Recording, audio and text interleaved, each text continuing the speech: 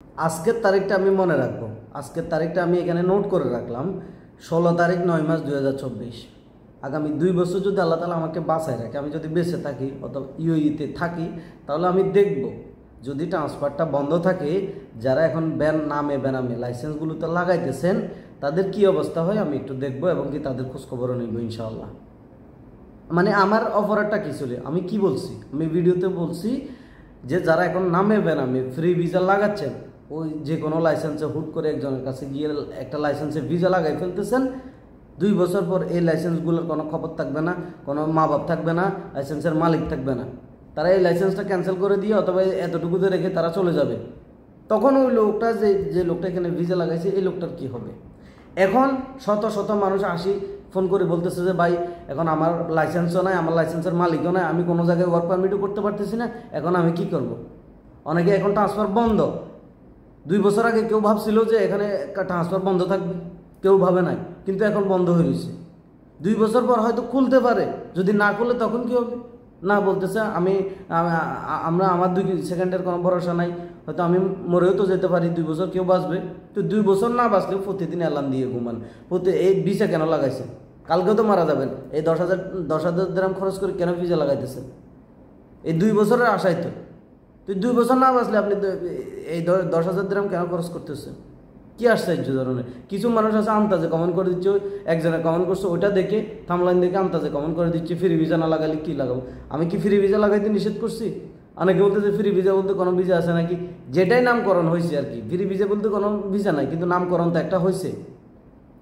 ওইটা লাগাচ্ছেন যে আপনাকে বলছি যে শুধু দেখে শুনে লাগান। আমি আমার ভিডিওতে কোথাও দেখছেন, কোনোদিন দেখছেন আমি আমার আইডি থেকে যে ভাই আমার কাছে ভিসা আছে, ভিসা লাগাই দিচ্ছে, আমার কাছে নেন আর কারোর কাছে ভালো না আমারটা ভালো, এরকম কোনো ভিডিও দেখছেন? আমি আপনাদেরকে ভিসা লাগাই দিব কোনোদিন বলছি?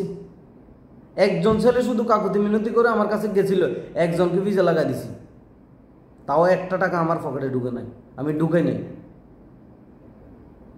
সো কথা বলার আগে একটু সাবধানে বলবেন, মানুষ দেখে শুনে কথা বলবেন।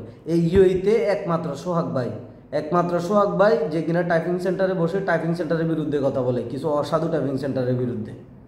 দ্বিতীয় আর কোনো ফান নাই এখনো, ভবিষ্যতে পাবেন কিনা জানি না। আমার কথা হচ্ছে আমি ইলিগেল কিছুকে আমি প্রশ্রয় দেবো না, আমি করবো না, কেউ করলে এটার বিরুদ্ধে আমি কথা বলবো।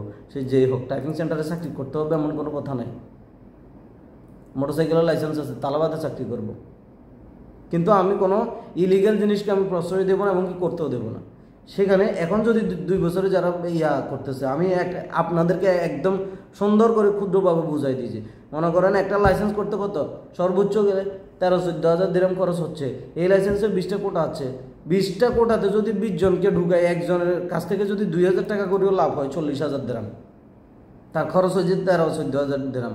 বাকি টাকা সে এটা নিয়ে শেষ, দেশে চলে যাবে। যে এরকম হাজার হাজার মানুষ ডাকি আপনাকে ভিসা লাগাচ্ছে, ওই লাইসেন্সের টাকা নিয়ে সে দেশে চলে যাবে। লাইসেন্সটা 1 বছর পরে এখানে রিনিউও থাকবে না, ক্যান্সেলও করা হবে না, আপনি আপনার হালে পরে থাকবেন। যে এই জিনিসটা বলা আমার অপরাধ। আমি কেন সতর্ক করতেছি? 2 বছর আগেও কেউ এরকম সতর্ক করার লোক ছিল না যে আপনারা যে ভিসা লাগাচ্ছেন। আমি ফ্রি ভিসা বা আপনাদেরকে বাইরে থেকে ভিসা নিতে নিষেধ করিনি। আমি বলছি যে যেখানেই লাগান, যার কাছ থেকে লাগান, একটু দেখে শুনে তার সাথে কমিটমেন্ট করবেন যে আসলে ভিসাটা রিনিউ হবে কিনা, পরবর্তীতে কোনো সমস্যা হবে কিনা, WPS ডালে কিনা, আমি ওয়ার্ক পারমিট করতে পারবো কিনা অন্য জায়গায়।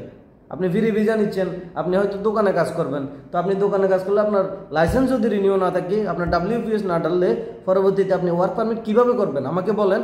আপনারা মানে বুঝেনও না, শুনেনও, কিচ্ছু জানেন না, আন্তাজে আসি কমেন্ট একটা করে দেন। আল্লাহ তাআলা এদেরকে হেদায়েত দান করুক। যারা কালকের ভিডিওতে আন্তাজে বকছে, আল্লাহ তাআলা এদেরকে হেদায়েত দান করুক। কিছু করার নাই, এদের মন মানসিকতা এরকম। কেউ ভালো কিছু করতে গেলে তাদের পিছনে তারা লাগে, এতটুকুই। কালকের ভিডিওতে যারা উল্টাপাল্টা কমেন্ট করছে, দেখবেন, খোঁজ নিয়ে দেখেন, এরা হয়তো এই ভিসা দালাল, নাহলে ভিসা দালালের এরকম দোসররা, অথবা আন্তাজে ওই যে থামলাইন দেখে আন্তাজে একটা কমেন্ট করে দিছে, পুরো ভিডিও না দেখে আন্তাজে একটা কমেন্ট করে দিছে। আল্লাহ তাআলা এদেরকে হেদায়েত দান করুক। যখন তারা বিপদে পড়বে তখন বোঝা যাবে আসলে আমি কোন কথাটা বলছি, আমি কি সত্য কথা বলছি বা তাদের উপকারের জন্য কথা বলছি, তখন বোঝা যাবে। আর কিছু বলার নাই। ধন্যবাদ সবাইকে।